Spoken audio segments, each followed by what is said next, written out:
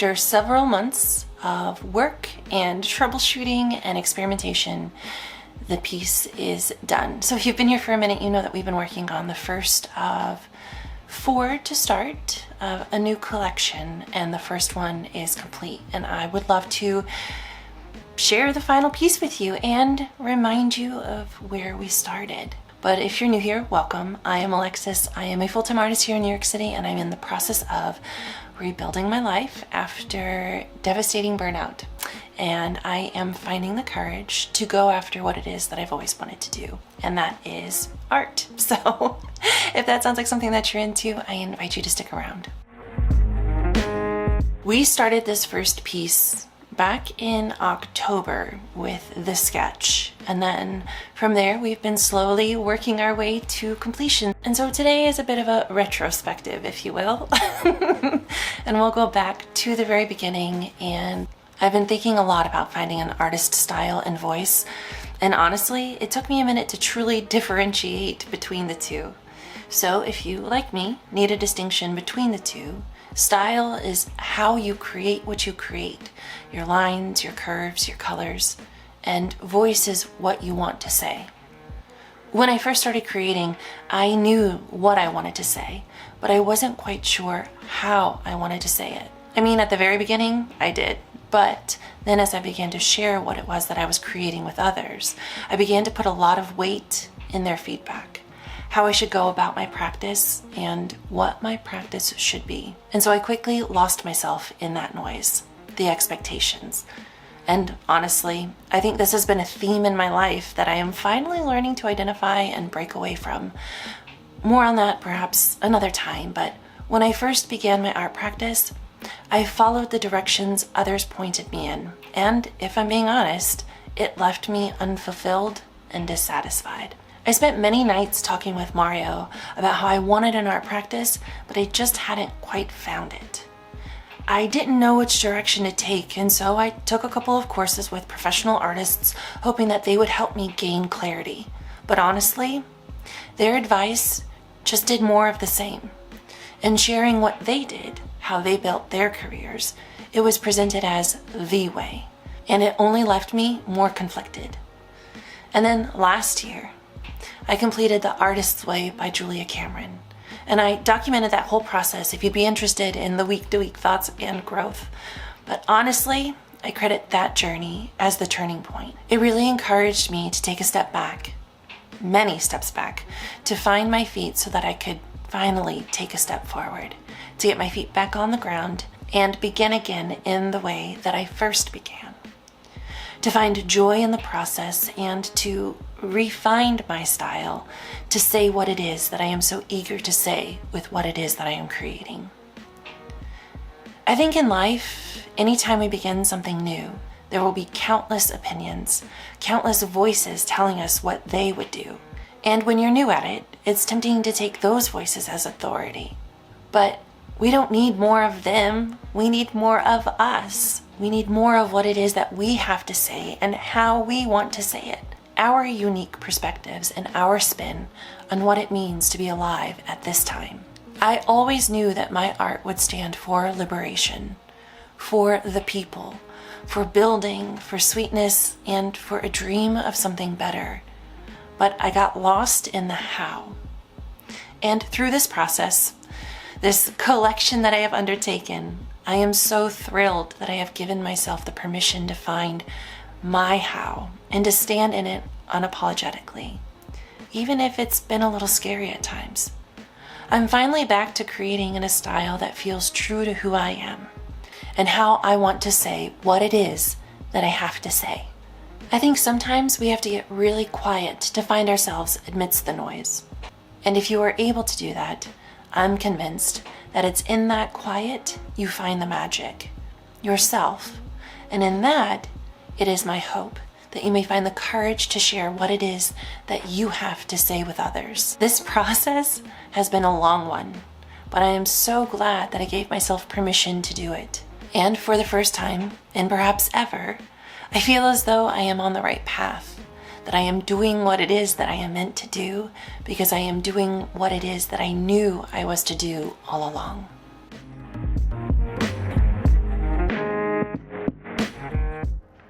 I have been waiting to show you this finished piece for a little over a week, maybe 2 weeks now. There has been so much construction in our building. They've been renovating the first 2 apartments, like on the first floor, for the past 3 years.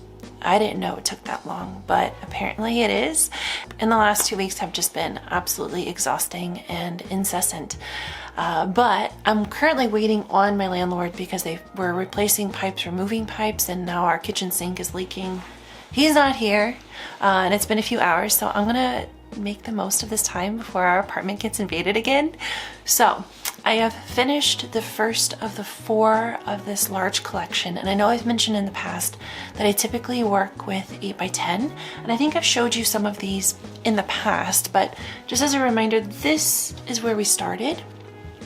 And this was created in response to book bans and our drag bans and just all the nonsense that we experience here in America. And then I'm gonna leave the others in the frame, otherwise it's just gonna turn into a big mess. But then I also have this little one in celebration of fall and like nights in Brooklyn. And then I created like this one with the bookstore or the library. And let me see what else. I've got a flower shop,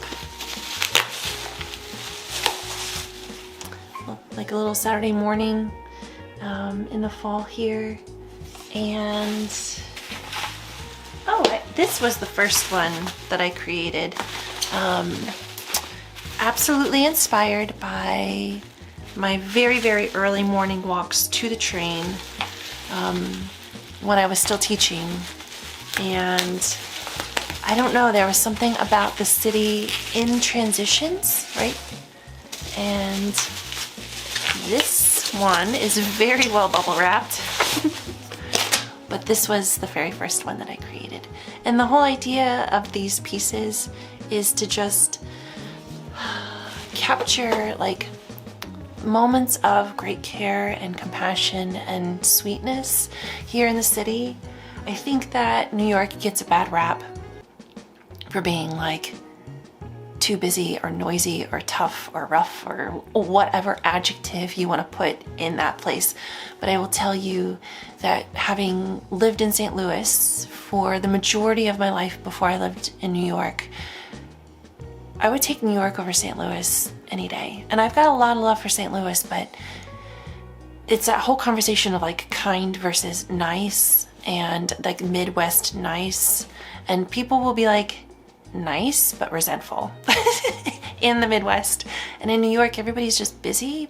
But if you need something, the city really comes together. And I've seen that so many times, like as we've encountered natural disasters, or even just like going up the subway at rush hour. If there's a stroller, people will just pick it up and help the parents up the stairs, and then like no words are exchanged, but people like really come together in this really beautiful way. And I want these pieces to celebrate that. There was a commercial after Hurricane Sandy that was like, New Yorkers helping New Yorkers. Mario and I still say that all of the time, but I love this city. And so this collection is absolutely inspired by New York, but it is my hope that it encourages us to dream bigger, and not just like in the city, but maybe to inspire people who don't live in such close proximity to one another to find ways to connect within our culture. And we are so hyper individualistic. It's all about me and mine.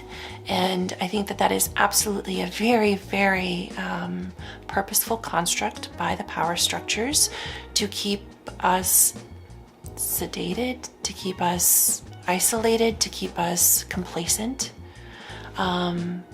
There's so much power in community. And I really learned, I had a crash course in what that looked like. I had been searching for like true community my whole life, looking for it in different avenues.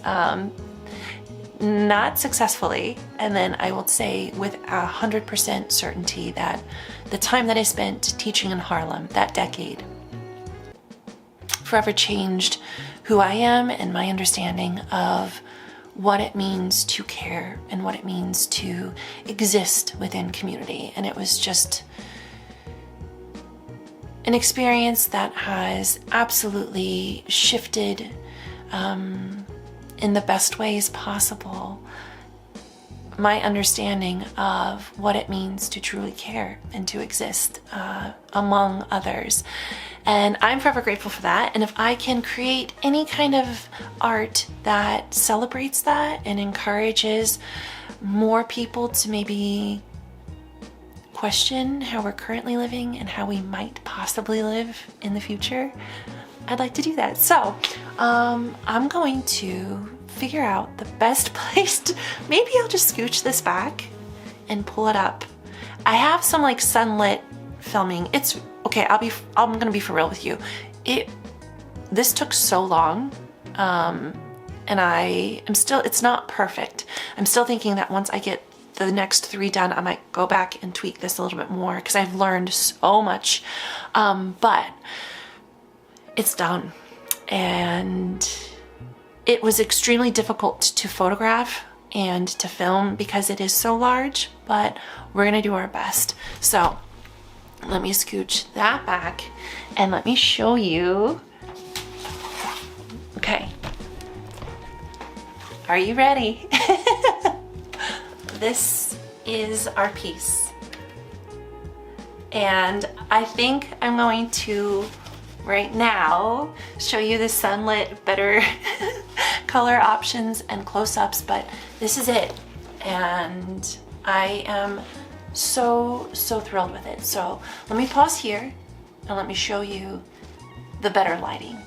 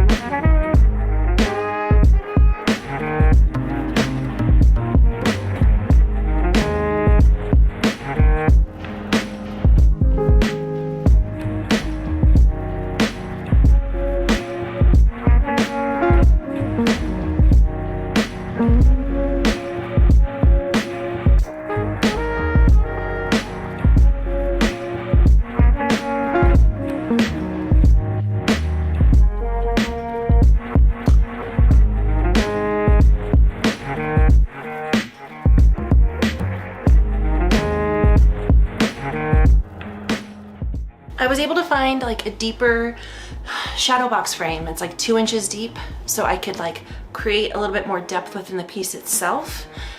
And because of the way that the shadow box like is created, there's always that space on the sides of the frames, and I really wanted this to feel like I wanted to envelop the viewer, if you will. So what I did, and excuse the painter's tape because I've just been taping it back and forth because I didn't want to like hurt these things.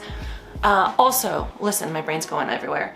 I want to eventually get a better frame. I thought I was gonna be able to buy the shadow box and replace this plexiglass with glare resistant glass, but it's built. It's all, you can't replace it. So this is like a good stand-in. Eventually, I'm going to figure out a way to frame this with the glare resistant glass, like the museum quality, so that like you can just see it. But I wanted to like add to the piece. And so inside the frame here, I extended the trees on each side, right? So you can see it here too, and on the top. And so when the piece is in this and you're looking at it, the trees are kind of like, they extend beyond the piece. And I'm gonna put it in, and it's gonna be glary, but maybe we can see some of it together. All right, and so now when it's in the frame, this is it. And I'm really happy with it. It was such a beast. But I don't know if you can see like how the trees extend, right? So it's just like, I don't know. I want it to feel like you're stepping into it. So here we are. And yeah. But that's that. And I think my landlord just got here, so I'm gonna check back in with you in a minute. As always, I want to thank you for spending your time with me.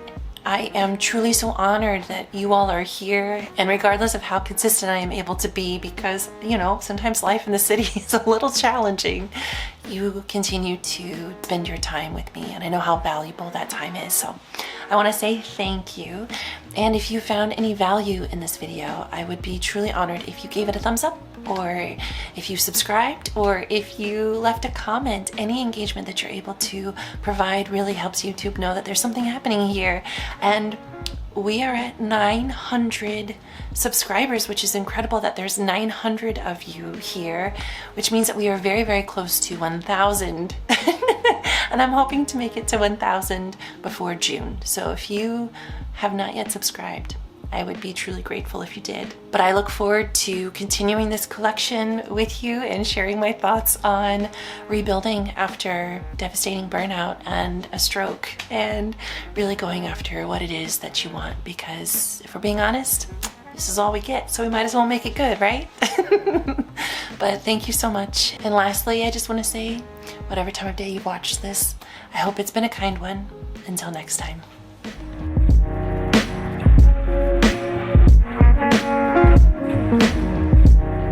Thank you.